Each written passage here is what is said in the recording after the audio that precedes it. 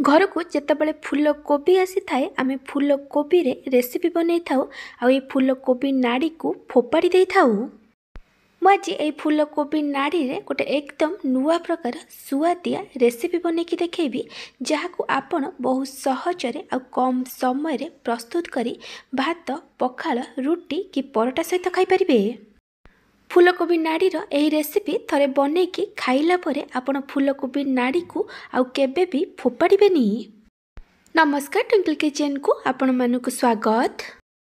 फूलकोबी नाड़ीर यही रेसिपी पाई मैं गोटे फूलकोबी नहीं एबे हम फूलकोबी नाड़ी को फूलकोबी रु काटिकी बाहर करदबा। फूलकोबी नाड़ीर क्वांटिटी आपण हिसाब रे कम बेसी करिपारिबे। तापरे आमे फूलकोबी नाड़ी को ए मोटा डेम्फरू काटिकी बाहर करदबा आ से डेम्फ को फोपाड़ी दबा ताकू पकेबानी।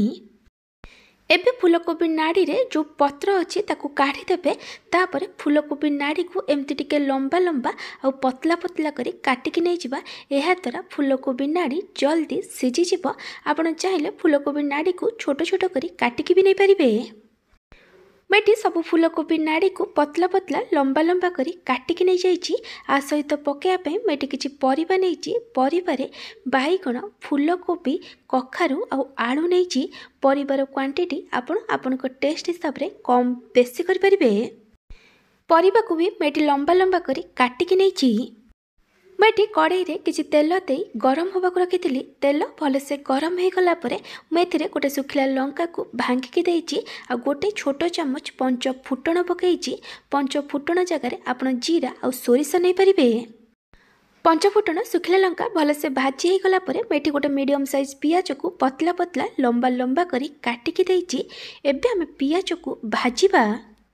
पियाज भलसे लाइट गोल्डन ब्राउन कलर है फ्राए हो गला मैं काटिकी रखि परिबा को भलसे धोईकी दे देइछि। आ जो फूलकोबी नाड़ी को काटिकी रखी ताको भी मैं भलसे धोईकी दे देइछि। एबे मु एथिरे 1/3 टेबल स्पून हलदी गुंड देइछि। आ कलर पई मु एथिरे काश्मीरी लंका गुंड दउछि। ये ऑप्शनल अछि। तापरे मु एथिरे लूण पकाउछि। ए परिबा पई जतिकी लूण दरकार सेतिकी लूण देबे।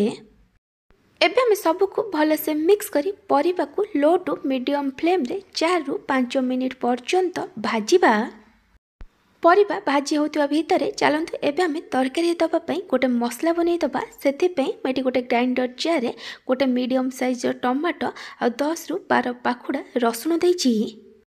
तापरे मैं गोटे छोट चामच जीरा 15 रु 20टा बादाम आ गोटे सुखिला लंका देइछि।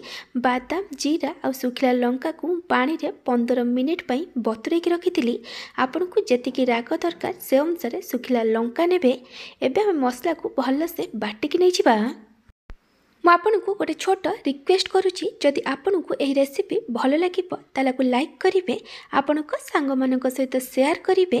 जदि एपर्यंत मो चैनल को सब्सक्राइब करि नाहंती ताले सब्सक्राइब करबा को जमार भूलिबेनी। पाखर था बेल आइकन ने ऑल नोटिफिकेशन ने क्लिक करिवे। एहा द्वारा मो जो वीडियो आसीबो आपन प्रथमे देखि परिबे। जदि फेसबुक रे देखुचंती ताले फॉलो करबा को जमार भूलिबेनी। एठी 4 रु 5 मिनिट हेई गलानी। एबे हमें एथिरे बाटिकी रखिथिबा मसला को देई दबा। एबे हमें सबको भल भाव मिक्स करी आकु कंटिन्यूस गोले गोले मसला को 4 रु 5 मिनिट पर्यंत कषिबा। जेमती मसलार कंचा बास्ना पड़ेबो आपण आकु कंटिन्यूस गोले गोले कषिबे। कारण आम एथिरे बादाम को बाटिकी देइछे। एहा द्वारा मसलार तलपट लागी पोड़ी जाई पारे। एटी 4 रु 5 मिनिट हो गलानी। मसला एटी भल से कषि हो जाइए। एबे आम एथिरे पानी दबा।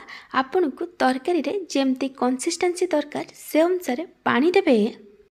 एबे आम एथिरे स्वाद अनुसार लूण पकेइबा। आपण देखिकी लूण पकेइबे कारण परिबा भाजिला बेले आम सेथिरे लूण पकेइथिले।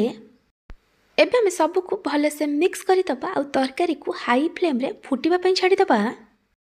आपण एही रेसिपी को जगार देखुचंती कमेंट सेक्शन में जणेबे। तरकारी भल से फुटी गलानी। एबे हम तरकारी को आउ थरे भल से मिक्स करि दबा।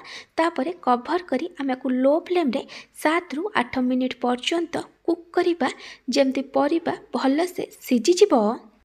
7 रु 8 मिनिट पर मैं घोड़नी काढ़ी देइछि। मैं आपन को देखे दउछि एठी आलू बाईगण फूलकोबी कखारू आ फूलकोबी नाड़ी एठी बढ़िया से सिझी जाइछि। एबे आम तरकारी को आउ थे भलसे मिक्स करदबा आ गैस बंद करदबा। ए तरकारी को एमती टिके लटपटिया बनइबे, एहा द्वारा ए तरकारी खाइबा पई बेसी भल लागिबो।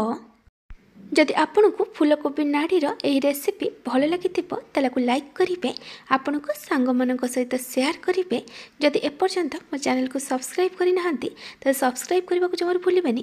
पाखे बेल आइकन ने ऑल नोटिफिकेशन ने क्लिक करेंगे, यह द्वारा मो जो वीडियो आसीबो आपण प्रथमे देखिपारे। जदि फेसबुक देखुं तो फॉलो करने को जमार भूलें।